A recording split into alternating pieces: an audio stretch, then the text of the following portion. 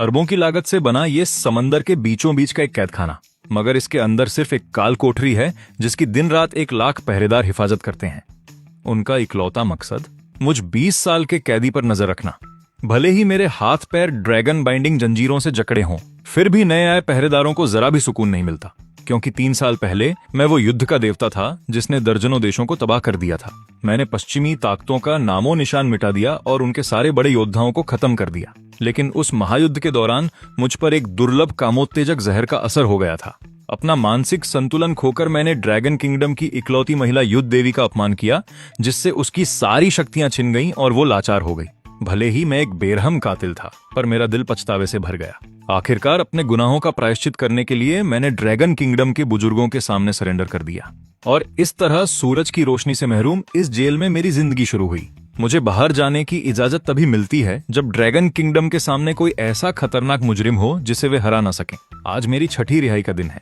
जब पहरेदार ने मेरी एक जंजीर खोली तो वो मुझे बाहर ले गया। यांग शहर के 10वें सबसे बड़े लिन परिवार को तुमसे किसी का काम तमाम करवाना है। उन्होंने इस काम के लिए भारी इनाम का वादा किया है। क्या वो इंसान ताकतवर है? मुझे नहीं पता। लिन परिवार ने बस इतना कहा है कि वो बहुत ज्यादा निडर है। 5 सितारा खतरा भी उसके सामने कुछ नहीं है। मैंने अपनी भवें सिकोड़ी। मेरे अंदर दिलचस्पी की एक चिंगारी उठी। जल्द ही पहरेदार मुझे लिन परिवार की हवेली ले गया। लिन परिवार के सभी लोग वहां इकट्ठा थे, मगर वहां कोई तनाव नहीं था, न ही किसी ताकतवर दुश्मन का सामना करने वाली घबराहट, बल्कि वे सब नफरत भरी निगाहों से एक लोहे के पिंजरे को घूर रहे थे। पिंजरे के अंदर एक बेहाल औरत पड़ी थी जिसकी पूरी ताकत खत्म हो चुकी थी। ये देखकर मेरे माथे पर बल पड़ गए। वो इंसान कहाँ है जिसे खत्म करने के लिए लिन परिवार ने मुझे बुलाया है? भीड़ से एक अधेड़ उम्र का आदमी बाहर आया। तो तुम ही ट्रैप ड्रैगन जेल के सबसे खतरनाक इंसान हो। वो वही है पिंजरे में। मैं चाहता हूं कि तुम उसके साथ जितनी बेरहमी से हो सके पेश आओ। उसे एहसास दिलाओ कि मौत से भी बदतर क्या होता है। उसकी बातें सुनकर मेरा चेहरा पत्थर जैसा ठंडा हो गया। तो तुम्हारा वो 5 सितारा से भी बड़ा खतरा ये औरत है, क्योंकि उसने न केवल मेरे बेटे को ठुकराने की जुर्रत की, बल्कि उसे अपाहिज भी कर दिया। ये किसी भी 5 सितारा मुजरिम से ज्यादा बड़ी गुस्ताखी है। मैं उसे अपनी मौत की भीख मांगने पर मजबूर कर दूंगा। अगर तुमने ये काम अच्छे से किया तो लिन परिवार तुम्हें मालामाल कर देगा। सच तो यह है कि मेरी एक सिफारिश पर तुम्हें आजादी मिल सकती है। यह सुनकर मेरी भौहें तन गईं। मैं तो कब का आजाद हो सकता था, बस मैंने खुद ऐसा नहीं चाहा। मैं धीरे धीरे उस लोहे के पिंजरे की ओर बढ़ा। मैं देखना चाहता था कि वो कौन सी औरत है जिसने लिन परिवार को चुनौती दी। पर जैसे ही मैं पिंजरे के पास पहुंचा, खून से सने 2 हाथों ने मेरे पैर पकड़ लिए। प्लीज प्लीज मुझे मत मारो। मैं आगे बढ़ने ही वाला था, पर उसकी आवाज जानी पहचानी लगी। मैंने नीचे उस औरत की ओर देखा और तुरंत दंग रह गया। ली पेइचू, वो इकलौती औरत जिसे मैं कभी नहीं भूल सकता था। 3 साल पहले वो इकलौती महिला युद्ध देवी थी, पर मेरी वजह से उसकी सारी ताकत खत्म हो गई। इन 3 सालों में ऐसा क्या हुआ कि एक युद्ध देवी की यह हालत हो गई? प्लीज, मैं हाथ जोड़ती हूं, मुझे मत मारो। ली पेइचू मेरे सामने गिड़गिड़ा रही थी। ये देख लिन परिवार का मुखिया हंसने लगा। ली पेइचू, क्या तुम्हें सच में लगा था कि तुम भाग जाओगी? लिन चांग के सामने घुटने टेक। ली पेइचू ने पागलों की तरह अपना सिर हिलाया। मैं अब नहीं भागूंगी। मेरी बेटी कहाँ है? मैं भीख मांगती हूँ, प्लीज मेरी बेटी को छोड़ दो। वो सिर्फ 2 साल की है।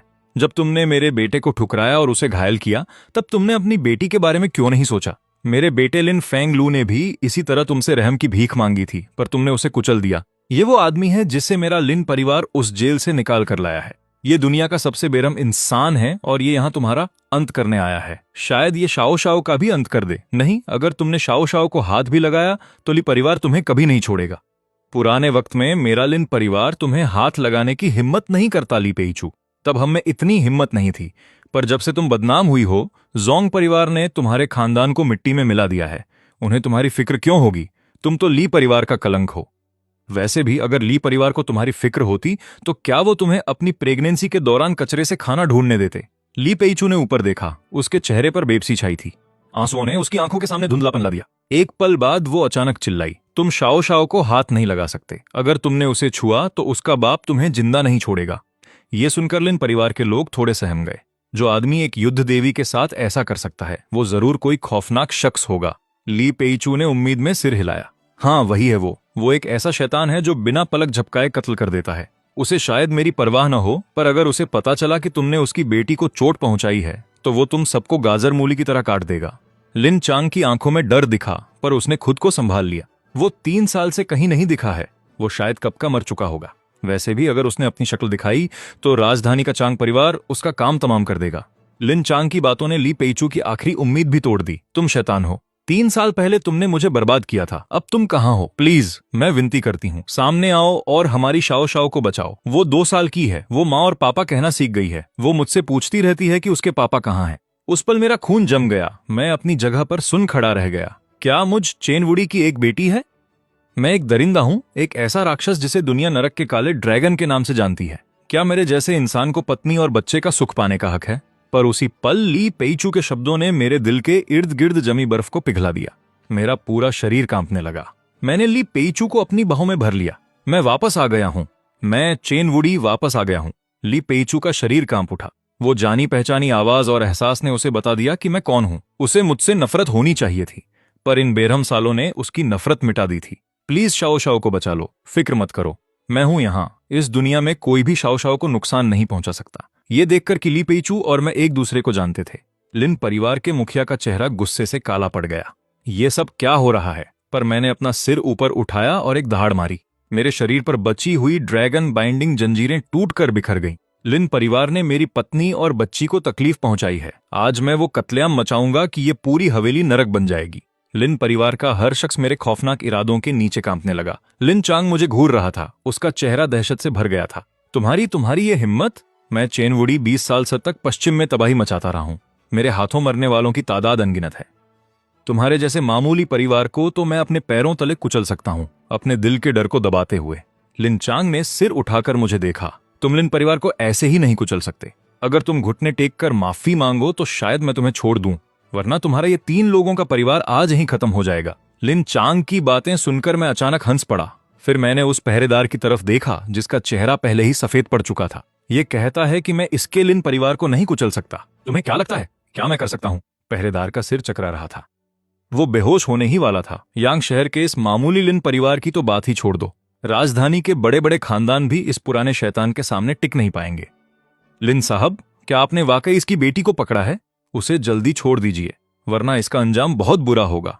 लिन चांग की आंखें खून की तरह लाल थीं। उसने पहरेदार की एक बात नहीं सुनी। जिस पल इसने उस औरत को गले लगाया, ये अपनी मौत को दावत दे चुका था। मेरा हुक्म आगे भेजो। मेरे लिन परिवार के ब्लड किल गार्ड के 3 कमांडरों को बुलाओ और साथ में उनके लड़ाकों को भी। पूरे 3000 लड़ाके आने चाहिए। आज मैं भी देखता हूं कि ये मेरे लिन परिवार को कैसे कुचलता है। 3000 ब्लड किल गार्ड्स तो क्या, अगर 30,000 भी होते तो मैं चेनवुडी उन्हें कुत्तों की तरह मार डालता। लिन चांग की आंखें गुस्से से लाल हो गई थीं। उसकी मुट्ठियां बंद होते ही उसकी हड्डियां तड़कने लगीं। तभी बिजली की कड़क जैसी एक आवाज गूंजी। मैं ब्लड किल गार्ड का एक कमांडर किशा एम यहां है। लिन परिवार के सामने गुस्ताखी करने की हिम्मत किसने की? फिर एक खौफनाक और कातिलाना मिजाज वाला आदमी आगे बढ़ा। उसके पीछे 1000 खतरनाक ब्लड किलर्स चल रहे थे। उसी पल जमीन जोर जोर से कांपने लगी। तभी एक भयानक दहाड़ गूंजी। मैं ब्लड किल गार्ड का कमांडर पोजुन यहां हूं। किसकी हिम्मत हुई इतनी गुस्ताखी करने की? मैं ब्लड किल गार्ड का कमांडर टैन लॉन्ग आ गया हूं। किसकी हिम्मत हुई इतनी गुस्ताखी करने की? 3000 ब्लड किलर्स के आने से लिन चांग का खौफ और बढ़ गया। चेनवुडी, मेरे सभी 3000 ब्लड किलर्स यहां आ चुके हैं। तुम कैसे मरना चाहते हो? ली पेइचू का शरीर कांप उठा। उसकी रूह कांप गई। मैंने कभी नहीं सोचा था कि हम तीनों एक साथ मरेंगे। नहीं, हम नहीं मरेंगे। मैं 3 साल पहले भी नहीं मरा था। अब से इस दुनिया में कोई मुझे नहीं मार सकता। इतना कहकर मैंने लिन चांग की तरफ एक कदम बढ़ाया। मेरा दब्बा सब पर भारी था। 3000 काफी नहीं है। अपनी सारी ताकत और जान पहचान वालों को बुला लो। आज मैं तुम्हें दिखाऊंगा कि खून की नदियां बहने का असल मतलब क्या होता है। ठीक है, चूंकि ये तुम्हारी आखिरी इच्छा है तो मैं इसे पूरा करूंगा। ये कहते हुए उसने फोन मिलाना शुरू कर दिया। जल्द ही गाड़ियों का एक काफिला वहां आ पहुंचा। काले कपड़ों में सैकड़ों आदमी बाहर निकले। झाओ परिवार लिन परिवार की मदद के लिए यहां है। मां परिवार भी यहां आ गया है। जो लिन परिवार को हाथ लगाएगा वो मां परिवार से टकराएगा। एक के बाद एक यांग सिटी की बड़ी हस्तियां वहां पहुंच गईं। लिन चांग का जोश 7वें आसमान पर था। वो मुझ पर दहाड़ा। 5000 आदमी तुम्हें चटनी बनाने के लिए काफी हैं। अब बस तुम्हारी बेटी का इंतजार है, फिर तुम तीनों मिल जाना। तभी लिन परिवार के कुछ गुंडे भीड़ की तरफ एक लोहे का पिंजरा खींच कर लाए। उस पल मुझे ऐसा लगा जैसे मुझ पर बिजली गिर गई हो। मैं पिंजरे में बंद उस छोटी बच्ची को एकटक देखता रहा। दिल को झकझोर देने वाले दर्द ने मेरी आंखों में खून उतार दिया। मैंने ली पेइचू का हाथ पकड़ा और पिंजरे की ओर बढ़ने लगा, एक एक कदम बढ़ाते हुए। जब मैं पिंजरे के पास पहुंचा तो अंदर बैठी बच्ची ने अचानक रोना बंद कर दिया। वो अपनी बड़ी बड़ी आंसू भरी आंखों से मुझे बड़ी हैरानी से देखने लगी। क्या आप शाओ शाओ के पापा हैं? उस पल मेरा दिल भर आया। मैंने एक ही झटके में लोहे के पिंजरे को फाड़ दिया। फिर मैंने उस बच्ची को गोद में उठा लिया। मैं तुम्हारा पापा हूं। मैं शाओ शाओ का पापा हूं। शाओ ने अपना चेहरा मेरे सीने में छुपा लिया और फूट फूट कर रोने लगी। पापा, आप कहां थे? आपने शाओ को बचाया क्यों नहीं? उन्होंने शाओ को मारा। बहुत दर्द हो रहा है। गुस्से के मारे मेरे हाथों की नसें फटने लगी। चेन मुड़ी, अब जब तुम तीनों साथ हो तो मर सकते हो।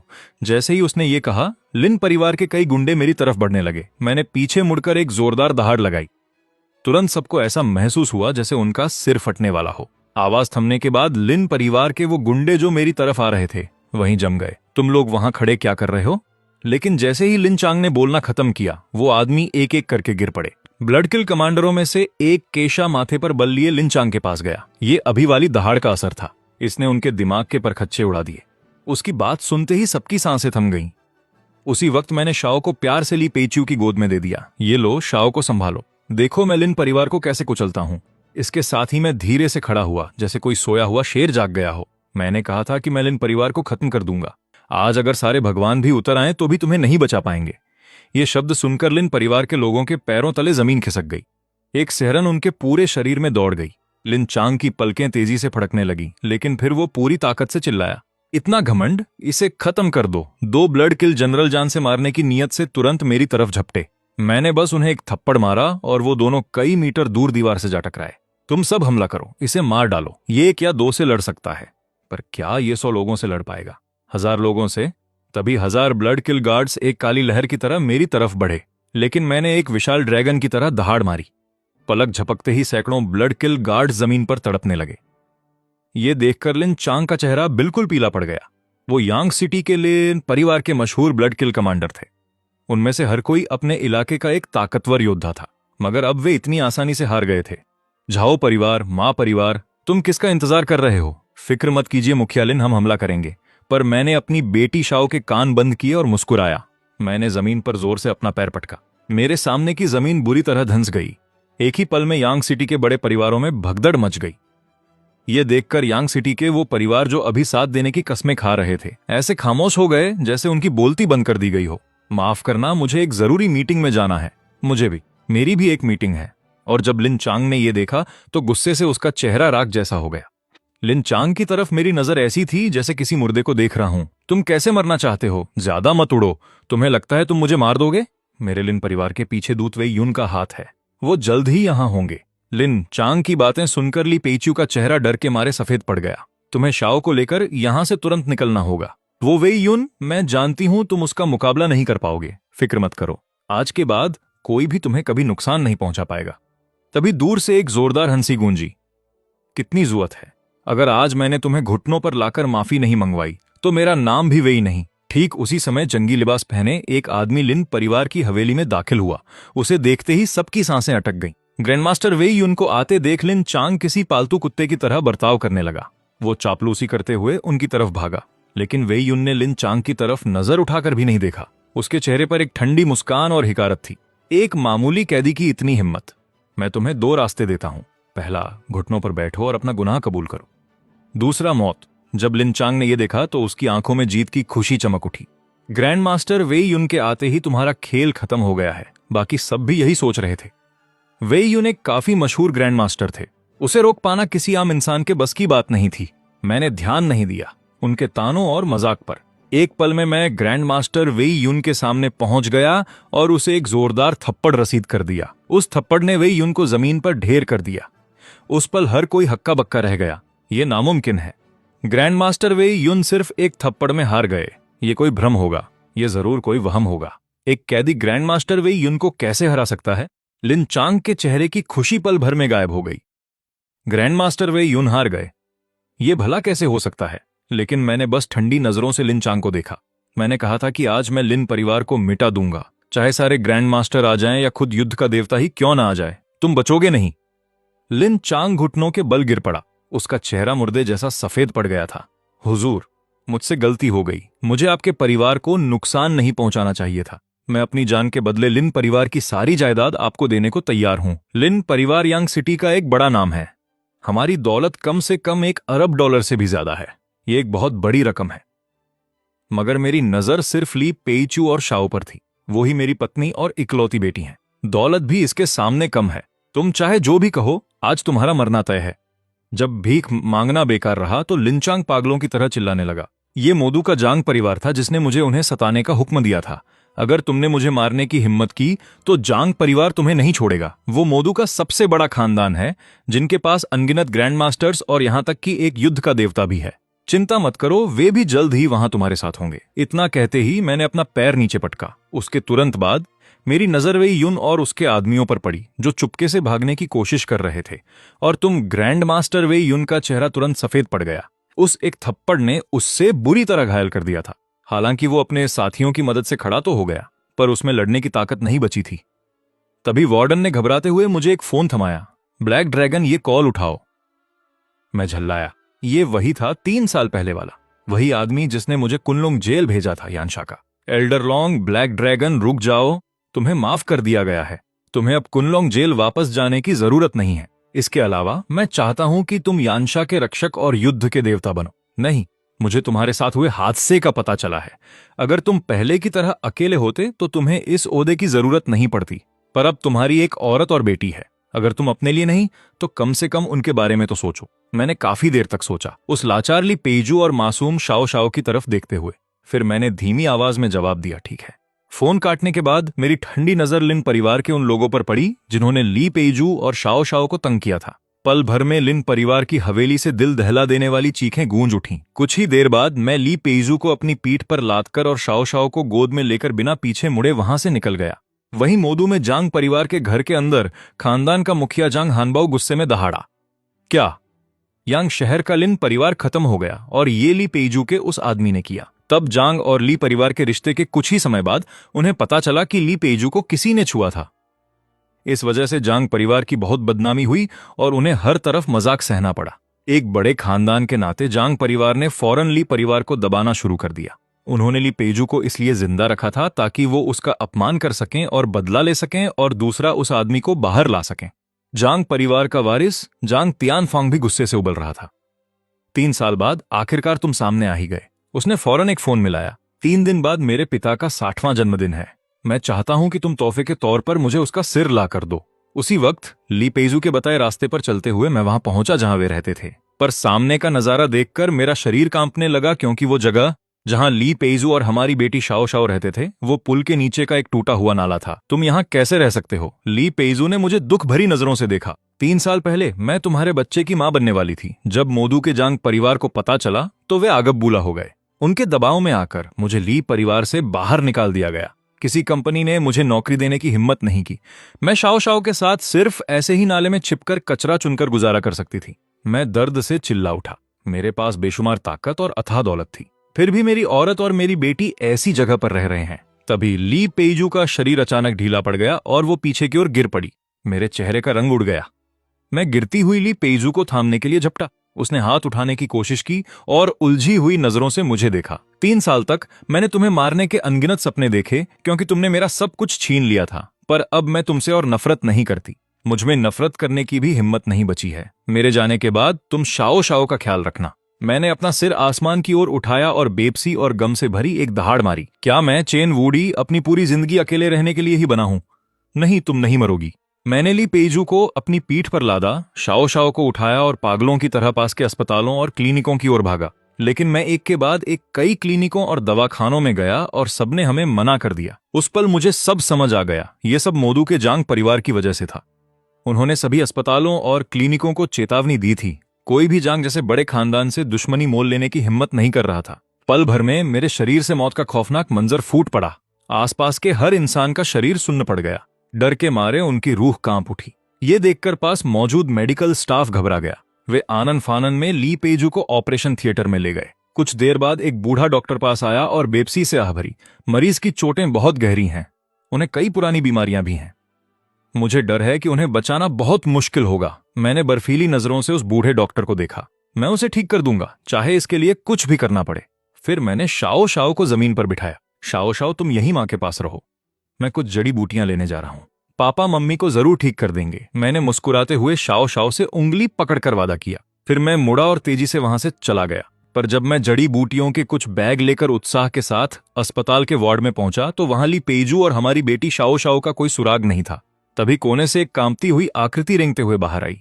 अभी कुछ देर पहले खौफनाक दिखने वाले आदमियों का एक झुंड अंदर घुसा और एक नोट छोड़ गया। ये कहते हुए उस बूढ़े डॉक्टर ने कांपते हाथों से मुझे वो नोट थमाया। शाम के 4:30 बजे खंडहर बन चुके यांग शहर के उत्तरी जिले के थर्मल पावर स्टेशन पर। देर करने की कीमत तुम जानते हो। मैंने नोट को कसकर मुट्ठी में भींचा और तेजी से बाहर की ओर भागा। वहीं यांग शहर के उत्तरी जिले के थर्मल पावर स्टेशन के खंडहरों में ली पेजू ठंडी जमीन पर लेटी हुई थी।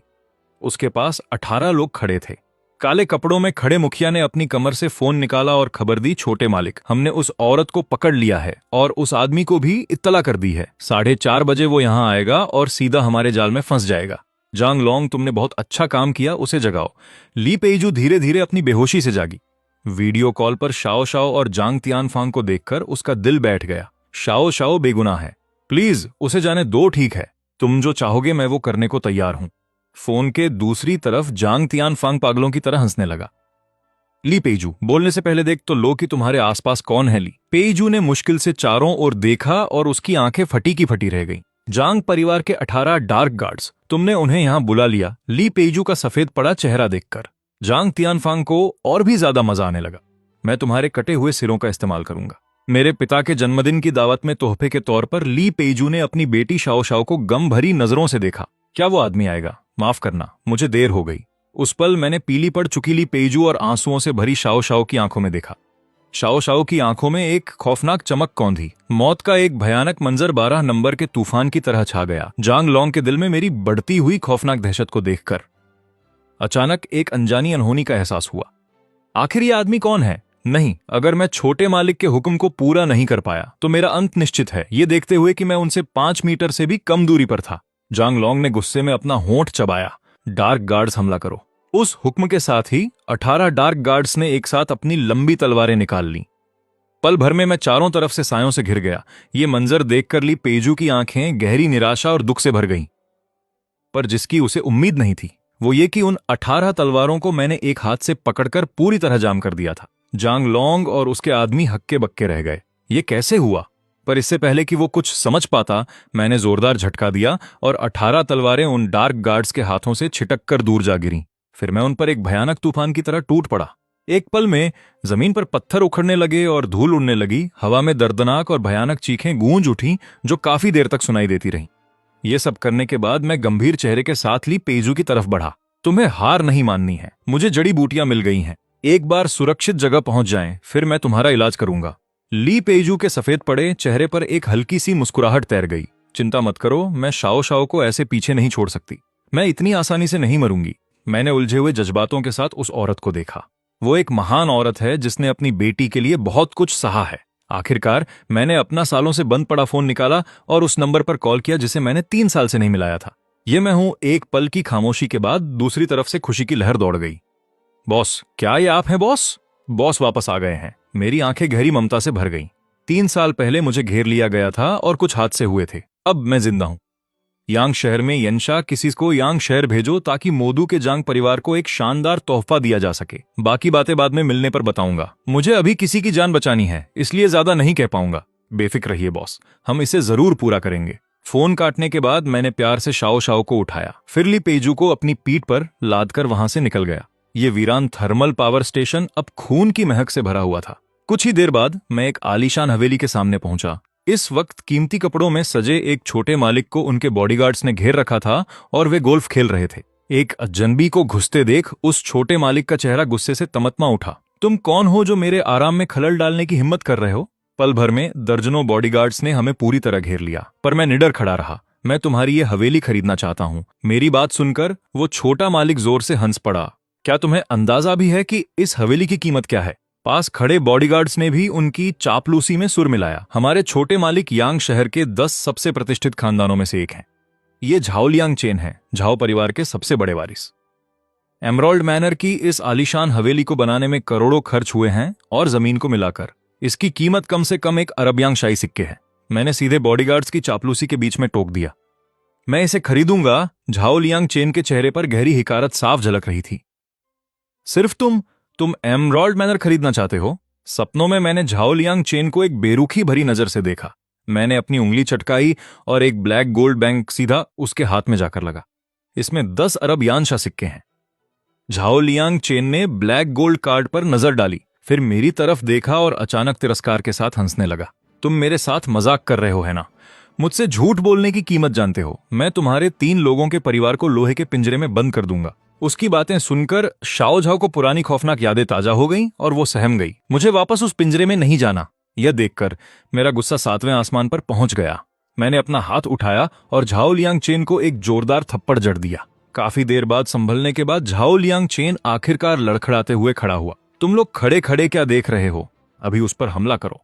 अगर यह मर भी गया तो इसकी जिम्मेदारी मैं लूंगा। अचानक दर्जनों बॉडीगार्ड्स ने मुझ पर हमला कर दिया। चूंकि तुम सीधी उंगली से नहीं मानोगे, मैंने कदम बढ़ाया और उन पर टूट पड़ा। कुछ ही पलों में मैंने उन सभी एलिट बॉडीगार्ड्स को एक एक करके जमीन पर ढेर कर दिया। यह नजारा देखकर झाओ लियांग चेन की सिट्टी पिट्टी गुम हो गई थी। मेरे करीब मत आना। मैं यांग सिटी के प्रतिष्ठित झाओ परिवार का बड़ा वारिस हूं। तभी अचानक एक फोन की घंटी बजी।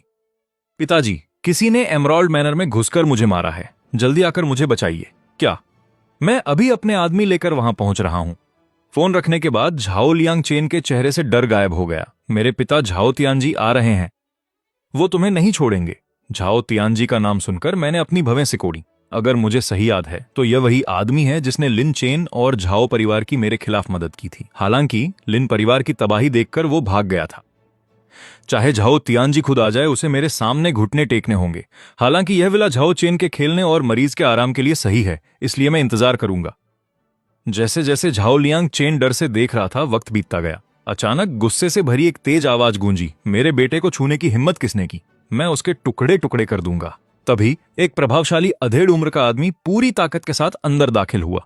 जब झाओ लियांग चेन ने उसे देखा तो वो दौड़कर उसके पास गया। पिताजी, वही है वो, आपको उसे पकड़ना होगा। झाओ तियानजी ने गुस्से में देखा, लेकिन सिर्फ एक नजर पड़ते ही उसका शरीर बुरी तरह कांपने लगा। तुरंत ही झाओ तियानजी ने झाओ लियांग चेन के दाएं गाल पर एक जोरदार तमाचा जड़ दिया। झाओ लियांग चेन पूरी तरह सन्न रह गया। पिताजी, आपने गलत इंसान को मारा है।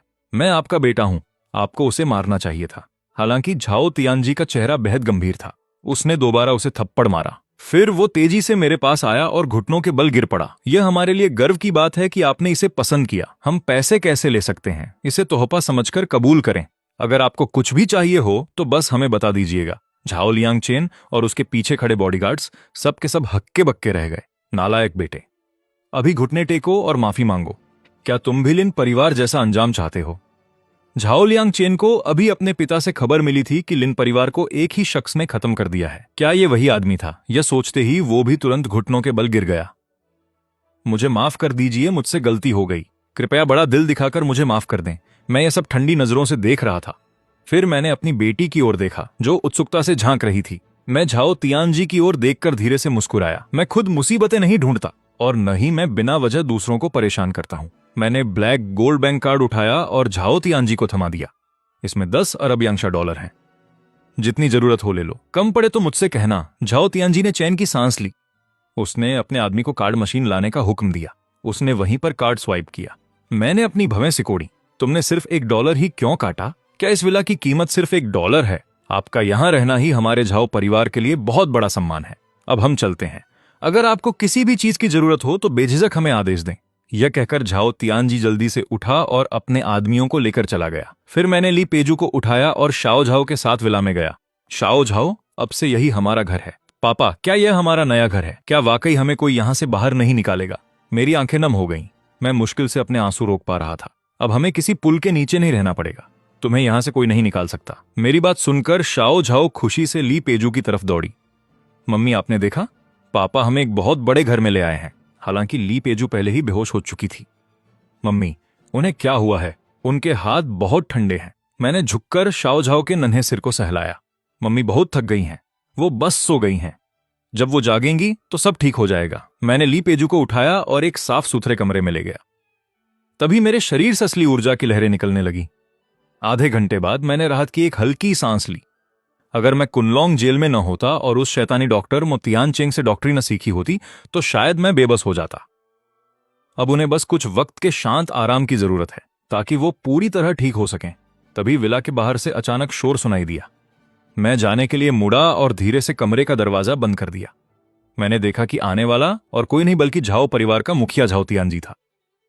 जमीन पर कई बेहतरीन तोहफों के डिब्बे रखे थे। मिस्टर चेन, विला में खाने पीने का सामान नहीं था और आपकी पत्नी भी चोटिल लग रही थी, इसलिए मैं कुछ कपड़े और ताकत की दवाइयां ले आया हूं। यह देखकर शाओ झाओ भी दौड़कर वहां आ गई। पापा, यह गुड़िया कितनी प्यारी है। शाओ झाओ को गुड़िया के साथ खेलते देख मैंने झाओ तियानजी की ओर गहराई से देखा। मैं इस एहसान को याद रखूंगा। मैं कुछ वक्त यांग सिटी में ही हूं। मुझे काम के लिए किसी की जरूरत है। अगर तुम चाहो। इससे पहले कि मैं बात पूरी करता, झाओ तियानजी तुरंत घुटनों पर आ गया। मैं तैयार हूं। यह आदमी बेहद ताकतवर है। यह किसी योद्धा को भी धूल चटा सकता है। इनके साथ रहकर मुझे भविष्य में और ऊंचा उठने का मौका जरूर मिलेगा। उसी पल काले कपड़ों में आदमियों का एक समूह विला के अंदर घुसा। झाओ तियानजी के चेहरे का रंग उड़ गया। वो उनमें से हर एक की जबरदस्त ताकत महसूस कर सकता था। अगला नजारा देखकर झाओ तियानजी दंग रह गया। उनका लीडर आगे बढ़ा और मेरे सामने घुटने टेक दिए। घोस्ट जुगई बॉस को सलाम करता है और उसके पीछे मौजूद सभी लोग एक साथ झुक गए। बालदासुरा बॉस को सलाम करता है। गॉड ऑफ फायर बॉस को सलाम करता है। भाइयों, मैं लौट आया हूं। मैं जहन्नुम का काला ड्रैगन वापस आ गया हूं। अचानक एक खौफनाक ऊर्जा आसमान की ओर उठी। उसी वक्त काले कपड़ों वाले उन आदमियों ने एक साथ गर्जना की। हम बॉस की वापसी का स्वागत करते हैं।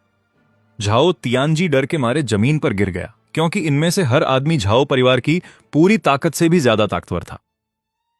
भाइयों, उठो और यांग सिटी के उत्तरी जिले के उस पुराने पावर प्लांट पर जाओ। उन 18 सिरों को ढूंढो। 3 दिनों में मोडू के झांग परिवार के मुखिया झांग हेंगबाओ का जन्मदिन है।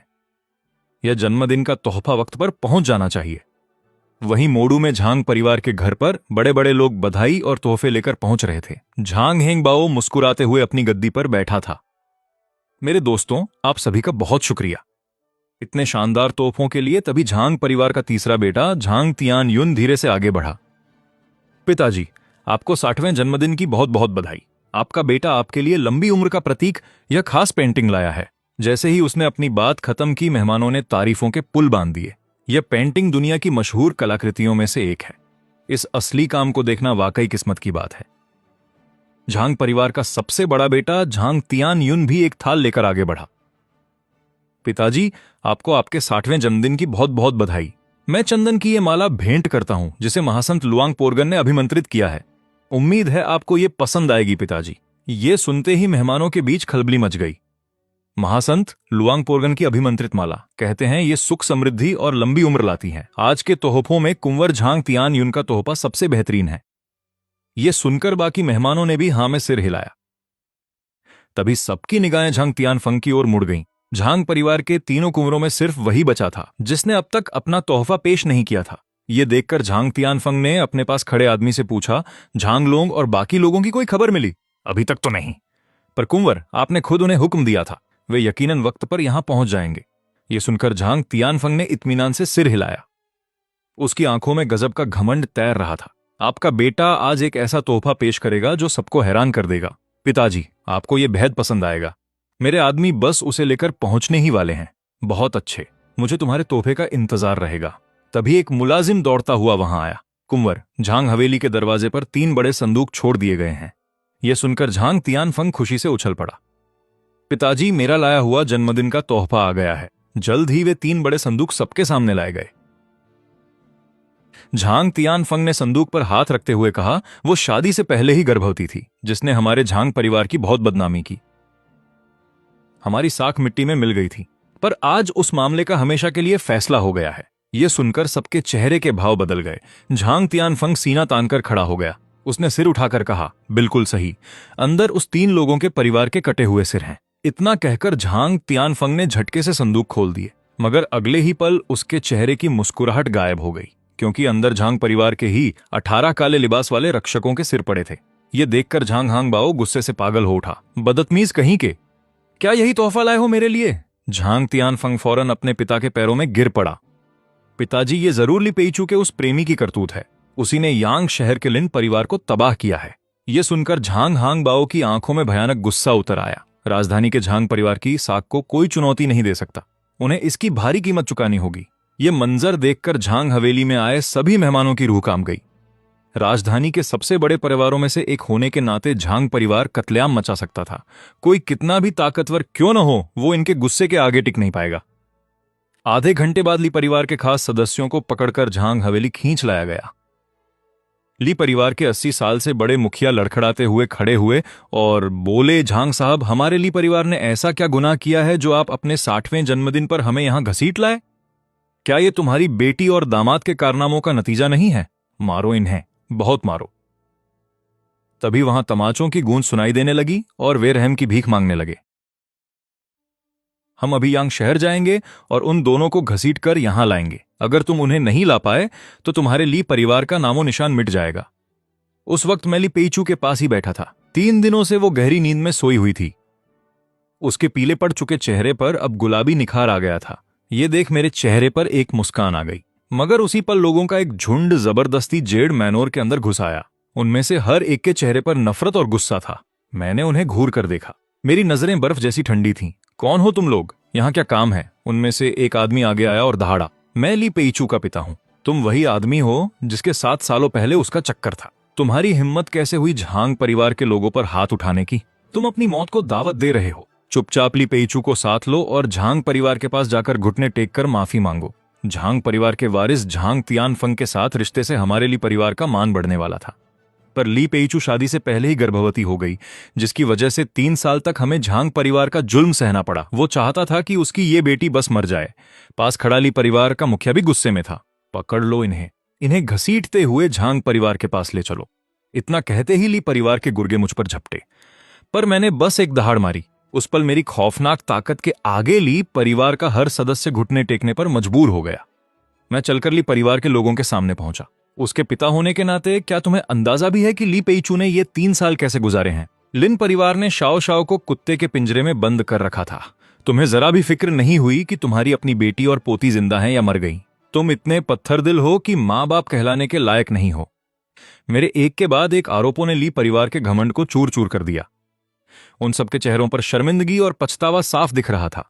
मैंने उनके शर्मिंदा चेहरों को देखा पर मेरी आंखें ठंडी रहीं। झांग परिवार की फिक्र छोड़ दो। जब ली पेईचू जागेगी मैं खुद उसे उनके दरवाजे पर लेकर जाऊंगा।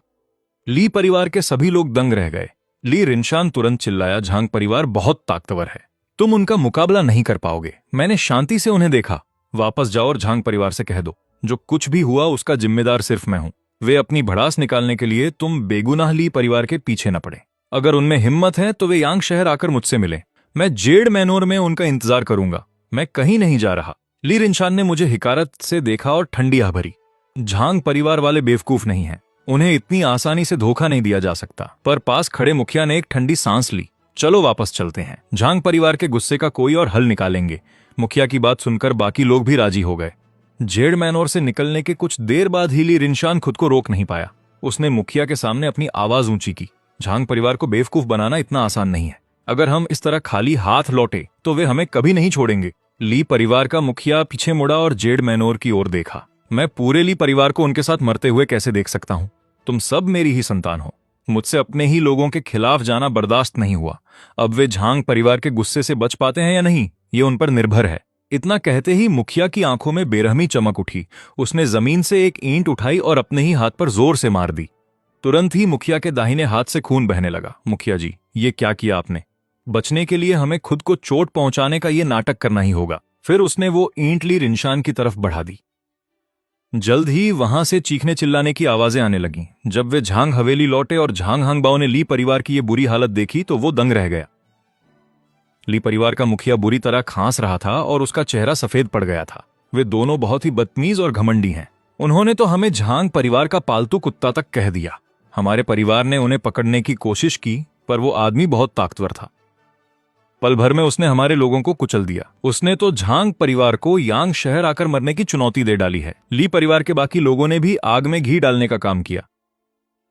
यह सुनकर झांग हांगबाओ का चेहरा गुस्से से तमतमा उठा। मुझे अंदाजा नहीं था कि उन दोनों की इतनी हिम्मत बढ़ जाएगी। हमारा झांग परिवार खुद यांग शहर जाकर उन्हें बताएगा कि हमसे दुश्मनी मोल लेने का अंजाम क्या होता है। झांग परिवार का वारिस झांग तियानफंग भी आग बबूला था। पिताजी, इस बार कमान मुझे संभालने दीजिए। मैं अपनी बेइज्जती का दाग धो डालूंगा और उन्हें इसकी भारी कीमत चुकानी पड़ेगी।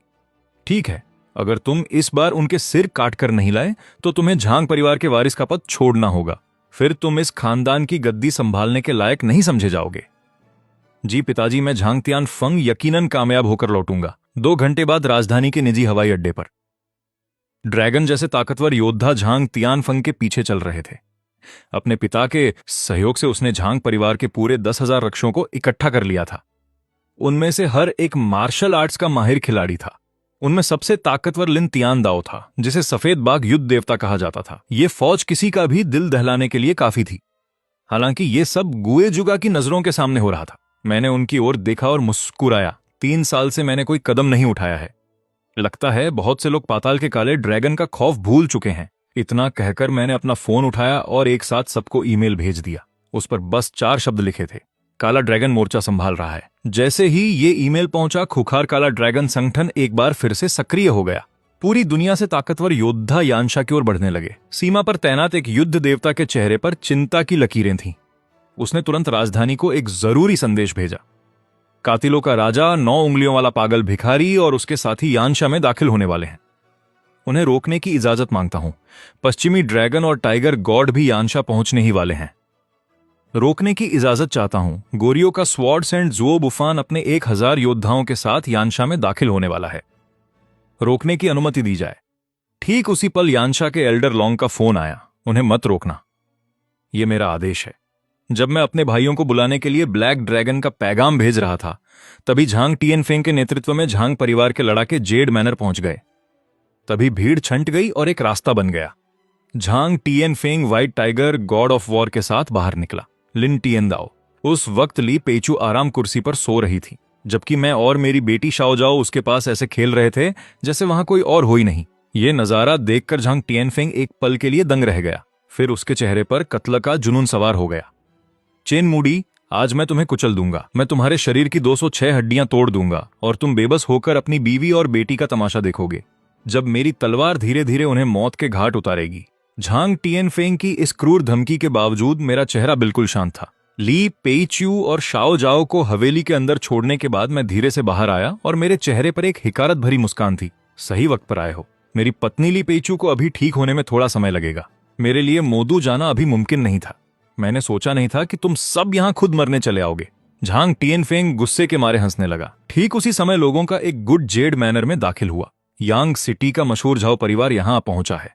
हम चेन मूडी के साथ जीने मरने की कसम खाते हैं। उनका नेतृत्व झाओ परिवार के मुखिया खुद कर रहे थे, झाओ टिएनजी और उनके बेटे झाओ लियांगचेन। जब झांग टिएनफेंग ने यह देखा तो वो जोर जोर से हंसने लगा। कुछ और चींटियों के आ जाने से क्या फर्क पड़ेगा? क्या तुम नहीं जानते कि अभी कुछ देर पहले ही यांग सिटी के एयरपोर्ट पर मैंने वहां के 8 बड़े परिवारों को मौत के घाट उतार दिया है। जैसे वे कोई गाजर मूली हो, उन्हें मैंने बड़ी आसानी से कुचल दिया। चाहे ताकत हो या तादाद, तुम लोग मोदू के झांग परिवार का मुकाबला कभी नहीं कर सकते। मगर मैं अचानक हंसने लगा। अच्छा ऐसा है क्या? जरा अब दोबारा देखो। जैसे ही मैंने ये कहा, मेरे पीछे बिजली की तरह कुछ लोग नजर आए। इनमें भिखारी, टैटू वाले गुंडे और सफेद लिबास में तलवारबाज शामिल थे। भले ही उनके कपड़े एक जैसे नहीं थे, लेकिन उनमें से हर एक से एक बेहद ताकतवर ऊर्जा निकल रही थी। उनमें से हर किसी का दबदबा white tiger god of war Lin Tiandao से कम नहीं था और कुछ तो उससे भी कहीं आगे थे। और फिर भी जब उन खौफनाक लड़ाकों की नजर मुझ पर पड़ी तो वे सब फौरन एक साथ अपने घुटनों के बल बैठ गए। नमस्ते बॉस। ये देखकर झांग परिवार के लड़ाकों के होश उड़ गए। White tiger god of war Lin Tiandao तो और भी ज्यादा हैरान था। 9 उंगलियों वाला पागल भिखारी, तो तुम यहां हो। ये दक्षिण पूर्व एशिया का सबसे खौफनाक और मगरूर हत्यारा है। और अब वो घमंडी पागल भिखारी चेन मूडी के सामने झुका हुआ है, जो अभी जेल से छूट कर आया है। उसके बगल में खड़े सफेद कपड़ों वाले तलवारबाज को देखकर लिन टिएनदाओ की सांसें थम गईं। स्वॉर्ड्स एंड जुओ बुफान, तुम तो गोरियों के सबसे ताकतवर इंसान हो। स्वॉर्ड्स एंड जुओ बुफान को देखकर लिन टिएनदाओ पूरी तरह दंग रह गया। उसने खौफ भरी नजरों से मेरी ओर देखा। आखिर तुम हो कौन? लिन टिएनदाओ के कांपते हुए सवाल को सुनकर मेरे होठों पर एक ठंडी मुस्कान आ गई। क्या तुमने कभी हेल ब्लैक ड्रैगन के बारे में सुना है? ये शब्द सुनते ही लिन टिएनदाओ बुरी तरह डर गया और उसकी ये हालत देखकर झांग टिएनफेंग के माथे पर बल पड़ गए। ये हेल ब्लैक ड्रैगन क्या है? लिन टिएनदाओ ने बताया। छोटे मालिक, हेल ब्लैक ड्रैगन एक मिसाल है। 3 साल पहले यह दुनिया का सबसे मशहूर कातिलों का संगठन था और उनका मुखिया खुद हेल ब्लैक ड्रैगन था। जिसका भी नाम हेल ब्लैक ड्रैगन की लिस्ट में आया, वो अगला दिन नहीं देख पाया। इस मोड़ पर लिन टिएनदाओ पसीने से तरबतर था और झांग परिवार के लड़ाकों के चेहरे सफेद पड़ चुके थे। तभी एक खौफनाक साया मुझसे निकला। पल भर में झांग परिवार के 10,000 लड़ाके इस भारी दबाव के आगे घुटने टेकने पर मजबूर हो गए। सिर्फ लिन टिएन दाओ ही उस सदमे से बाहर निकल पाया। हेल ब्लैक ड्रैगन वाकई ताकतवर है, लेकिन ये यानशा का इलाका है। अगर तुमने यहां अपनी मनमानी करने की कोशिश की तो यानशा के सभी गॉड ऑफ वॉर तुम्हें नहीं छोड़ेंगे। उसकी बातें सुनकर मैं अचानक हंस पड़ा। संयोग से मैं भी यानशा का ही एक गॉड ऑफ वॉर हूं। मुझे लगता है तुम्हें यह खबर बहुत जल्द मिल जाएगी। जैसे ही मैंने ये कहा, लिन टिएन दाओ का फोन बजने लगा। उसने कांपते हाथों से उसे देखा। ये यानशा के सबसे ऊंचे दर्जे के प्रोटेक्टर गॉड ऑफ वॉर का पैगाम था। नामुमकिन, ये बिल्कुल नामुमकिन है। मगर वो पैगाम भेजने वाला कोई और नहीं बल्कि एल्डर लॉन्ग थे। ये देखते ही लिन टिएन दाओ जमीन पर गिर पड़ा और झांग टिएन फेंग, जो पहले से ही खौफ में था, वो पूरी तरह कांप उठा। बिना सोचे समझे वो वहां से भाग खड़ा हुआ। लिन टिएन दाओ ने उन्हें रोक लिया। लिन टिएन दाओ के चेहरे पर गहरा दुख था। वो मोदू के झांग परिवार का एहसानमंद था और उन्हें ऐसे अकेला नहीं छोड़ सकता था। मैंने झांग टिएन फेंग को भागते हुए देखा और मुस्कुराया। हेल ब्लैक ड्रैगन, उसे अभी खत्म करो। फौरन तेज लहरों की तरह वार होने लगे। जैसे ही झांग परिवार के आखिरी ग्रैंड मास्टर का सिर धड़ से अलग हुआ, मोदू के झांग परिवार के 10,000 लड़ाकों का नामो निशान मिट गया। अब सिर्फ झांग टिएन फेंग, जो ज्यादा दूर नहीं भाग पाया था, और लिन टिएन दाओ ही जिंदा बचे थे।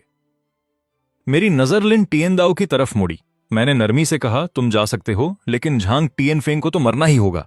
यह सुनते ही झांग टिएन फेंग पागलों की तरह चीखने चिल्लाने लगा। लिन टिएन दाओ, भूलना मत कि मोदू का झांग परिवार तुम्हारा अपना है, और वो एहसान जो तुम पर है, क्या हमारे बिना तुम कभी white tiger god of war बन पाते? अगर तुम नहीं गए तो तुम भी इसके साथ मारे जाओगे। ये सुनकर लिन टिएन दाओ कांप उठा और वो हार मानकर वहां से चला गया। ये देखकर झांग टिएन फेंग घुटनों पर आ गया। मुझे छोड़ दो, मैं मोदू के झांग परिवार का वारिस हूं। क्या तुम लोग पैसे के लिए खून नहीं करते? मैं तुम्हें 10 अरब की रकम दे सकता हूं। 3 साल पहले की बात है। ली पेइचू, जो उस वक्त मां बनने वाली थी, कूड़ा बेचकर कमाए पैसों से एक बन खरीदना चाहती थी, लेकिन तुमने उसके पीछे अपने गुंडे लगा दिए। तुमने हर दुकान वाले को उसे कुछ भी बेचने से मना कर दिया, और आखिर में उसके सामने ही तुमने जमीन पर खाना फेंका और उसे अपने पैरों से कुचल दिया। ये कहते वक्त मेरी आंखें खून की तरह लाल हो गईं और उनमें मौत का साया था। झांग टिएन फेंग गिड़गिड़ाते हुए अपनी जान की भीख मांगता रहा। मैं उसकी भरपाई कर दूंगा, खुदा के लिए मुझे मत मारो। मैं पूरी जिंदगी आपका गुलाम बनकर रहूंगा। झांग टिएन फेंग की बातें सुनकर मैं हंसने लगा। सिर्फ तुम्हारी मौत ही ली पेइचू के दुख को कम कर सकती है। इतना कहकर मैंने जोर से अपना पैर झांग टिएन फेंग पर दे मारा। उसने वहीं दम तोड़ दिया। बॉस, इसे देखकर दिल को सुकून मिला। भाभी के साथ ऐसा सुलूक करने वाले के हजारों टुकड़े कर देने चाहिए थे। इसे ऐसे ही मरने देना तो बहुत आसान सजा है। मोदू के झांग परिवार ने सारी हदें पार कर दी थीं। बॉस, चलिए अभी चलकर मोदू के झांग परिवार को मिट्टी में मिला देते हैं। मैं चेन बुड़ी आप सभी भाइयों का शुक्रगुजार हूं, लेकिन इस वक्त मुझे अपनी बीवी का ख्याल रखना है। हेल ब्लैक ड्रैगन संगठन के भाइयों ने मुझे आदर से सलाम किया। फिर वे वहां से चले गए और अपने साथ झांग परिवार के उन 10,000 लड़ाकों की लाशें भी ले गए। उधर मोदू के झांग खानदान की हवेली में झांग परिवार के मुखिया झांग हांगबाओ अपनी मुख्य कुर्सी पर बैठे थे। उनके माथे पर हल्की सी चिंता थी। क्या चेन फेंग और लिन टिएन दाओ की अब तक कोई खबर नहीं मिली? आप फिक्र मत कीजिए हुजूर, छोटा मालिक जरूर उन तीनों के सिर काट कर लाएगा। यह सुनकर झांग हांगबाओ को थोड़ा सुकून मिला। झांग खानदान का वारिस होने के नाते उसने बहुत तालीम ली है, फिर भी वो बहुत जज्बाती है। ऐसे वक्त में वो खबर भेजना ही भूल गया। तभी तेज कदमों की आवाज झांग हांगबाओ के कानों में पड़ी। मुखिया जी, god of war Lin TN दाओ वापस आ गए हैं। उसे अंदर आने दो। आखिर उस लड़के को खबर भेजने का ख्याल आ ही गया। अगले ही पल white tiger god of war Lin TN Dao लड़खड़ाते हुए अंदर आया। उसे इस हाल में देखकर सब दंग रह गए। झांग हांगबाओ का दिल जोर से धड़कने लगा और उसे किसी अनहोनी का एहसास हुआ। लिन टिएन दाओ, क्या हुआ? टिएन फेंग कहाँ है? मुखिया जी, छोटे मालिक झांग टिएन फेंग अब नहीं रहे। मोदू के झांग परिवार के वे 10,000 लड़ाके भी मारे गए। ये भला कैसे मुमकिन है? लिन टिएन दाओ, तुम जरूर मजाक कर रहे हो। मोदू के झांग परिवार के 10,000 योद्धा, वे इतनी आसानी से कैसे खत्म हो सकते हैं? वो तो महज एक कैदी है, उसमें इतनी ताकत हो ही नहीं सकती। झांग हांगबाओ की आंखों के सामने अंधेरा छा गया और वो बेहोश होते होते बचा। जल्दी बताओ, ये किसने किया? ये सब चेन मूडी ने किया है। वो न सिर्फ हेल ब्लैक ड्रैगन का सरगना है, बल्कि वो यानशा का प्रोटेक्टर गॉड ऑफ वॉर भी है। वो इस दुनिया के सबसे ताकतवर लोगों में से एक है। हम उसका मुकाबला कभी नहीं कर सकते थे। छोटे मालिक, उस शैतान ने उनके शरीर की एक एक हड्डी तोड़ दी। वो आधे घंटे तक तड़पते रहे और फिर दम तोड़ दिया। लिन टिएन दाओ की बातें सुनकर झांग हांगबाओ पर जैसे दुखों का पहाड़ टूट पड़ा। चेन मुड़ी, मैं तुझे मार डालूंगा, चाहे तू पाताल का शैतान ही क्यों ना हो। मैं अपने बेटे की मौत का बदला जरूर लूंगा। कुछ देर सोचने के बाद झांग हांगबाओ ने अपने गले से आधा पेंडेंट उतारा। टिएनदाओ, ये आधा पेंडेंट लो और उत्तरी तटीय शहर जाकर हेशा को ढूंढो। हेशा का नाम सुनते ही लिन टिएनदाओ का पूरा शरीर कांप उठा। जांग हानबाओ के पागलपन को देख वो लॉकेट लेकर तेजी से निकला। लिन तियानदाओ के जाने के बाद उसने खुद को संभाला। तियानफांग की मौत। यांग शहर के जांग लड़ाकों के खात्मे की बात गुप्त रहनी चाहिए, पर हॉल के बाहर खड़े एक सेवक की आंखों में अजीब चमक थी। जल्द ही वो सेवक छिपकर ली परिवार के घर पहुंच गया। ये खबर सुनकर ली परिवार के सभी सदस्य दंग रह गए और खौफ से भर गए। यांग शहर जैसी छोटी जगह पर भला ऐसी कौन सी ताकत है जो खात्मा कर सके? इतने सारे ताकतवर लड़ाकों का क्या इसका चेन वुडी से नाता है भाई? तुम्हारे निकम्मे दामाद में इतनी काबिलियत कहां? मुखिया ने गद्दी से उठते हुए कहा। हमारे जासूस ने ज्यादा तो नहीं सुना, पर लगता है कि उनकी हार का नाता उस रक्षक योद्धा से है जो यांग शहर में गुमनामी में रह रहा है। उसके आने से ही वे हारे। पल भर में ली परिवार के सदस्यों को सब समझ आ गया। मुखिया जी, क्यों ना हम उस योद्धा से दोस्ती करें? अगर हमें उसका साथ मिल गया तो शायद हमें जांग परिवार का जुल्म नहीं सहना पड़ेगा। सही कहा, हमारे परिवार की किस्मत इस बात पर टिकी है कि हम उस योद्धा को अपना दोस्त बना पाते हैं या नहीं। मैं ये जिम्मेदारी तुम्हें और ली रेंशिन को सौंपता हूं। यह सुनकर ली रेंशिन ने उसे ठंडी नजरों से देखा और उसके मन में एक अजीब सी खुशी जाग उठी। अगर ली पेजू ने यह सब न किया होता तो ली परिवार का अगला मुखिया यकीनन ली रेंशिन ही होता, पर अब हालात बदल चुके हैं। यह सोचकर उसने अपनी बेटी ली चिंग चिंग से कहा, जब तुम उस रक्षक योद्धा से मिलो तो उसके करीब जाना। अगर वो कुंवारा है तो तुम जानती हो क्या करना है। चिंता मत कीजिए पिताजी, मेरी खूबसूरती के आगे क्या फर्क पड़ता है अगर वो रक्षक पहले से शादीशुदा भी है। जल्द ही ली रेंशिन ने जानकारी जुटाने के लिए सैकड़ों आदमी भेज दिए, पर कई दिनों के बाद भी उस रक्षक योद्धा का कहीं कोई सुराग नहीं मिला। तुम सैकड़ों लोग उत्तरी जिले को घेरे हुए हो, कोना कोना छान मार रहे हो, फिर भी उस रक्षक योद्धा की कोई खबर नहीं मिली। अगर तुम उसे नहीं ढूंढ पाए तो वापस मत आना। यह देखकर ली रेंशिन ने एक ठंडी आह भरी। जब तक हमें उस रक्षक योद्धा का पता नहीं चलता तब तक मैं ली पेजू और उसकी बेटी से मिलना चाहता हूं। यह सुनकर ली चिंग चिंग की आंखों में एक मजाक उड़ाने वाली चमक आ गई। मैं भी अपनी उस प्यारी बहन और उसके उस निकम्मे पति को देखना चाहूंगी। जल्द ही वे सब मेरे घर पहुंच गए। शोर सुनकर मैं अपनी बेटी शाओ शाओ के साथ बाहर आया। ये तुम्हारे नाना, परनाना और मौसी हैं। शाओ शाओ ने खुशी से उनका स्वागत किया, पर ली रेंशिन के चेहरे पर सख्ती थी और वो खामोश रहा। जहां तक ली रेंशिन और ली चिंग चिंग की बात है, उन्होंने शाओ शाओ की तरफ देखा तक नहीं। पापा, क्या वे शाओ शाओ को पसंद नहीं करते? ये देखकर मेरा चेहरा गुस्से से उतर गया। जीजा जी, कहीं आप यहां चौकीदार तो नहीं हैं? ये मालिक कितने दयालु हैं जो एक पूर्व कैदी को काम दे दिया। ये मेरा घर है जहां मैं पेजू और शाओ शाओ के साथ रहता हूं। मेरी बात सुनते ही ली चिंग चिंग की मुस्कुराहट उसके चेहरे पर ही जम गई। ली रेंशिन का चेहरा पीला पड़ गया और उसने कड़क कर पूछा, इतनी आलीशान हवेली खरीदने के लिए तुम्हारे पास पैसा कहां से आया? तुम तो अभी जेल से छूटे हुए एक मामूली कैदी हो। ये यकीनन ली पेजू का पैसा होगा। जब वो यानशा की रक्षक योद्धा थी तब बहुत सा कारोबार उसी के पास था। उसने जरूर पैसों में हेराफेरी की होगी और ली परिवार की दौलत चुराई होगी। अगर ली पेजू के पास पैसा होता तो वो और शाओ शाओ इतनी गरीबी और लाचारी में क्यों जीते? अगर तुम ली पेजू और शाओ शाओ के रिश्तेदार न होते तो मैंने तुम्हें बहुत पहले ही कुचल दिया होता।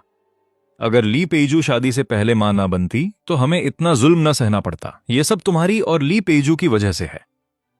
ली परिवार के इन इल्जामों को सुनकर मेरे मन का गुस्सा और नफरत अचानक शांत हो गई। अगर उस दिन मुझे जहर न दिया जाता और मैंने ली पेजू के साथ वो सब न किया होता तो ये कभी नहीं होता। ये हवेली अब ली परिवार की हुई, इसे नुकसान का हर्जाना समझो। अब तुम तीनों यहां से दफा हो जाओ। ठीक है, ये एमरॉल्ड मैनर मैं ली परिवार को हर्जाने में देता हूं। अब से हमारा एक दूसरे से कोई रिश्ता नहीं है। बोलने के बाद मैं कमरे से ली पेजू को उठा लाया और शाओ शाओ के साथ वहां से बाहर निकल गया। पर तभी पीछे से अचानक एक आवाज आई, रुको, चूंकि तुम यांग शहर में हो, क्या तुम्हें रक्षक योद्धा की कोई खबर है? तुम उसे क्यों ढूंढ रहे हो? अगर उसने जांग परिवार का खात्मा न किया होता तो तुम तीनों कब के मारे जा चुके होते। शायद हमारे लिए परिवार का भी तुम्हारे साथ अंत हो जाता। मैं ही वो रक्षक योद्धा हूं। पल भर में वहां सन्नाटा छा गया, पर थोड़ी देर बाद वहां हंसी फूट पड़ी। खासकर ली चिंग चिंग के चेहरे पर नफरत और हिकारत साफ दिख रही थी। देश का रक्षक एक महान और जांबाज इंसान है। वो तुम्हारे जैसा कैसे हो सकता है? अब दफा हो जाओ यहां से और अपनी शक्ल दोबारा मत दिखाना। तभी झाओ परिवार का मुखिया झाओ तियानजी वहां पहुंचा। सब जानने के बाद झाओ तियानजी हैरान रह गया। जल्दी मिस्टर चेन से माफी मांगो। क्या तुम्हें पता भी है किससे बात कर रहे हो? ली रैंडे ने नफरत से सांस भरी। वो जेल से छूटा हुआ एक मामूली मुजरिम ही तो है। मास्टर झाओ, इसके बहकावे में ना आए। मैंने बिना किसी सफाई के उन्हें शांति से देखा और एमराल्ड मैनर से बाहर निकल गया। झाओ तियानजी गुस्से से उबल रहा था। उस उसनेली परिवार को ठंडी नजरों से देखा। तुम सब कुएं के मेंढक के सिवा कुछ नहीं हो। एक दिन तुम्हें अपने किए पर बहुत पछतावा होगा। झाओ तियानजी ने ली परिवार को नजरअंदाज किया और मेरे पीछे भागा। मिस्टर चेन, मुझे आपके लिए एक शांत जगह ढूंढने दे। जरूरत नहीं है। मुझे दूसरों का कर्जदार होना पसंद नहीं है। मैंने झाओ तियानजी के हाथ में काला सोने का कार्ड थमाया। इसमें $100 हैं। मैं चाहता हूं कि झाओ परिवार यानशा में एक व्यापारिक साम्राज्य खड़ा करने में मेरी मदद करे। बदले में तुम्हें शेयर मिलेंगे। इस मौके के लिए शुक्रिया मिस्टर चेन, मुझे कोई शेयर नहीं चाहिए। मैं बस वफादारी से आपके साथ काम करना चाहता हूं। मैंने झाओ तियानजी को सराहना भरी नजरों से देखा। ये आदमी चालाक था और इसमें सब कुछ दांव पर लगाने का जज्बा था। वो काबिल था। 3 दिनों में पूरा यांग शहर आपको जवाबदेह होगा। फिर हम शहर के बाहर अपना कदम बढ़ाएंगे। पूरे यानशा में फैले इस साम्राज्य को कृपया कोई नाम दीजिए। झाओ तियानजी की उम्मीद भरी नजरों को देखकर मैंने कुछ देर सोचा और सिर्फ 2 शब्द कहे, जायंट ड्रैगन। उस दोपहर जायंट ड्रैगन ग्रुप नाम की एक कंपनी अचानक सामने आई और शहर के व्यापार जगत पर पूरी तरह छा गई।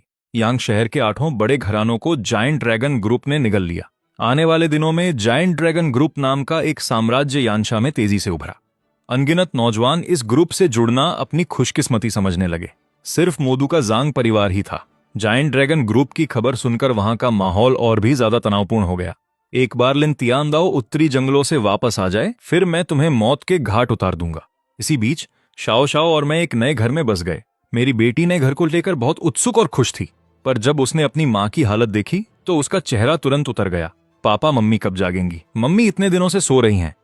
अभी जो खुशी मुझे महसूस हुई थी वो पल भर में गम में बदल गई।